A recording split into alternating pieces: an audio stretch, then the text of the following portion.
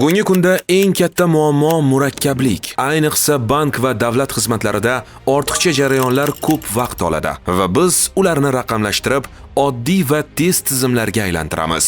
Odamlar va bizneslar kerakli xizmatlarni topishda qiynaladi. Biz esa qulay raqamli platformalar orqali bu jarayonni osonlashtirib, hamma narsani bir joyda jamlaymiz. Moliyaviy tashkilotlarda xavflar kech aniqlanadi. Shu sabab biz real vaqt kuzatuv tizimlari orqali muammolarni oldindan ko'rish imkonini yaratamiz. Tashkilotlarda hujjatlar sekin yuradi va nazorat yetishmaydi. Biz esa elektron tizimlar orqali bu jarayonni tez va tartibli qilamiz. Bank xizmatlarida vaqt yo'qotish va byurokratiya mavjud.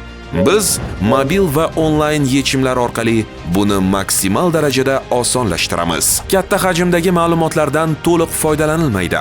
Biz esa AI va analitika yordamida ularni aniq va foydali qarorlarga aylantiramiz. Natijada biz murakkablikni soddalashtiramiz va texnologiya orqali hayotni yengillashtiramiz.